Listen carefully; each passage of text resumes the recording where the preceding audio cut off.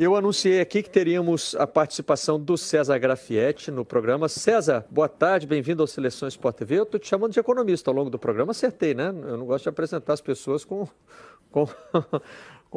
a profissão errada.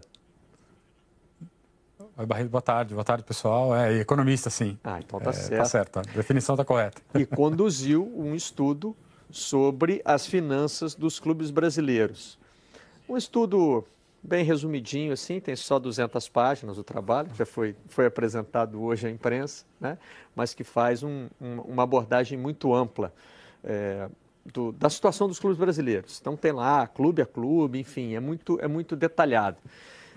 A gente poderia dedicar um programa inteiro, né? Passando por clube a clube e tal, mas infelizmente o nosso tempo é limitado. Então, César, eu queria focar em alguns aspectos mais gerais assim, do estudo. Por exemplo, o que pensou de lá o Globoesporte.com, que Palmeiras e Flamengo juntos, olha lá, concentram 1/3 do investimento do futebol no Brasil. Isso é espanholização chegando, César? De certa forma, sim. É o sétimo ano que nós fazemos esse estudo. Então, assim, a gente já tem um histórico positivo aqui de avaliação, o que nos ajuda a formar algumas opiniões. É uma espanholização, mas eu diria que é uma espanholização do bem, porque ela é baseada muito na capacidade dos clubes de ter uma boa gestão. Tanto Flamengo quanto Palmeiras, eles passaram alguns anos se organizando e hoje eles colhem os frutos dessa organização, né? Diferente de outros clubes que ainda ficam patinando, repetindo fórmulas ultrapassadas. No seu estudo você faz também uma diferenciação, olha, esses aí são os desempenhos do Palmeiras e do Flamengo nas receitas. Você consegue explicar resumidamente o que é o EBITDA? Eu até já fiz um cursinho rápido de contabilidade, mas eu não teria a menor capacidade de explicar para o telespectador assim o que é o EBITDA. Tudo bem, assim, de uma maneira bem simples, é você pegar todas as receitas e deduzir todos os custos e despesas diretas. Então, na prática, o EBITDA é o dinheiro que sobra na mão de uma empresa ou de um clube para fazer os investimentos, pagar as dívidas, pagar as despesas financeiras. Enfim, quando a gente fala que o Flamengo e o Palmeiras representam 1/3 da capacidade de investimento do futebol brasileiro, é um pouco do que esse quadro está mostrando. Quando eu olho, eles representam somados cerca de 20% das receitas, mas pouco mais de 30% da geração de resultado.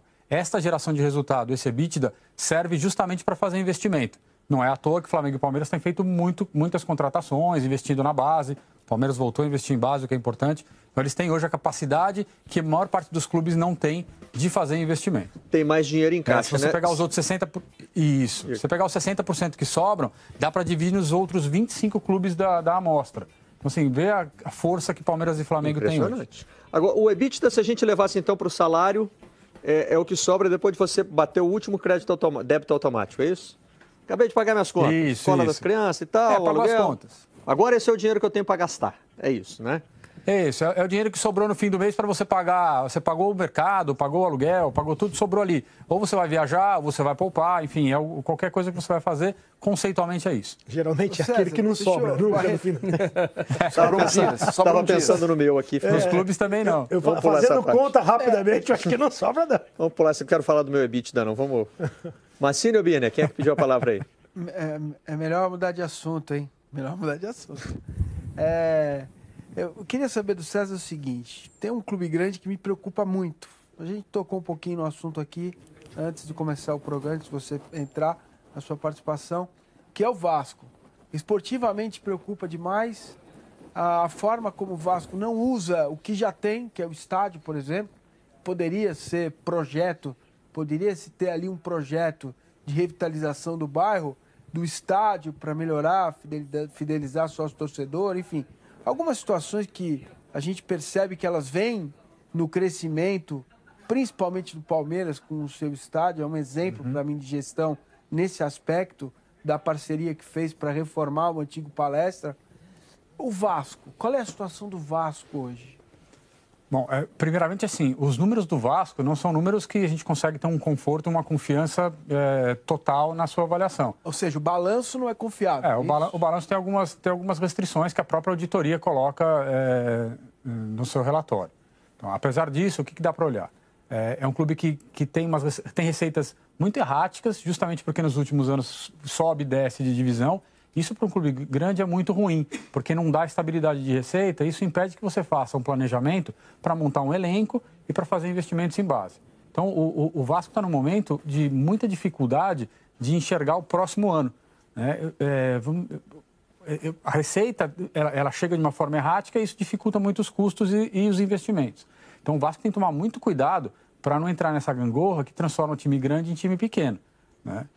Assim como transforma times pequenos em times médios que vão crescendo, como o Chapecoense, como a Ponte Preta, que sobe, se estrutura e consegue manter uma regularidade na Série A. Então, o Vasco está num momento difícil, onde ele tem que trazer a força da torcida, melhorando rentabilidade com receita de bilheteria, aumentando o patrocínio, mas para isso precisa de confiança do patrocinador para colocar a marca num clube que se perpetua na Série A. Ou seja, precisa fazer uma gestão um pouco mais organizada para garantir estabilidade. É isso que está faltando ao clube. Agora, e São Paulo e Corinthians, que são... Corinthians é a segunda maior torcida do país, São Paulo terceira, torcida é mercado. Mercado, em tese, é arrecadação. Arrecadação, em tese, é investimento em jogadores. Como que você... Qual é a situação financeira desses clubes, levando em conta que o Corinthians tem a questão da arena, o São Paulo vende muitos jogadores e vem de uma gestão desastrosa na parte econômica? Sinal de alerta? O que você diz para o torcedor dessas equipes? No caso do Corinthians, eu acho que o estádio ele ajuda muito na drenagem do recurso. Uma avaliação que nós fazemos ali é que entre 60 e 70 milhões de reais por ano deixam de entrar no caixa do clube e são direcionados aos pagamentos do estádio. Então, isso atrapalha muito a gestão do clube. Ainda assim, me parece que do ano passado para cá, o clube conseguiu se organizar melhor esportivamente. Até porque, do ponto de vista esportivo, provavelmente é a melhor gestão que existe, com uma equipe de avaliação e contratação que costuma acertar mais do que errar, né? Resultado ainda do período de Tite e do Gaspar lá, que a estrutura ficou montada. Então, você vê o time desse ano, um time modesto, mas que bem organizado, com o treinador correto, vai bem. Então, aparentemente, o Corinthians vai se ajustando à dificuldade. No caso do São Paulo, é um clube que tem muita receita, mas muita receita de atleta, e isso dificulta muito o outro lado, que é a gestão esportiva. Todo ano você precisa ficar trocando atleta e reformulando o elenco. Só que, diferente de uma empresa que, quando vende um ativo, usa esse recurso para resolver os problemas, para pagar as dívidas, para colocar os atrasos em dia e tudo mais, o São Paulo vende muito atleta para pagar a despesa corrente. Então, ele vende o atleta, paga a despesa corrente, e no ano seguinte precisa reinvestir, precisa vender atleta, porque o reinvestimento consumiu caixa. Então, ele fica enxugando gelo sem organizar a casa. O que está faltando, especialmente para o São Paulo, é usar o exemplo do Flamengo. Vamos parar 2 anos, até porque não tem uma situação tão dramática como tinha o Flamengo no passado. Para 2 anos, chama a torcida, avisa, é hora de congelar investimento, elencos modestos, salários modestos, daqui 3 anos a gente volta. César. Então, assim, fica nessa de contrata o prato, contrata esse, aquele, e não monta o elenco e não resolve o problema financeiro. Ô César, por gentileza, e a confiança na qualidade desses números? Como é que é feita essa auditoria? Os clubes realmente têm um nível de transparência que justifica a confiança nesses números? Para boa parte dos números, hoje sim. Os balanços são todos auditados. E o que nós percebemos é que uma quantidade grande de clubes tem ressalvas das auditorias. As ressalvas são informações... um comentário da auditoria dizendo que o número não é confiável, ou tem algum erro, ou ela não conseguiu avaliar corretamente.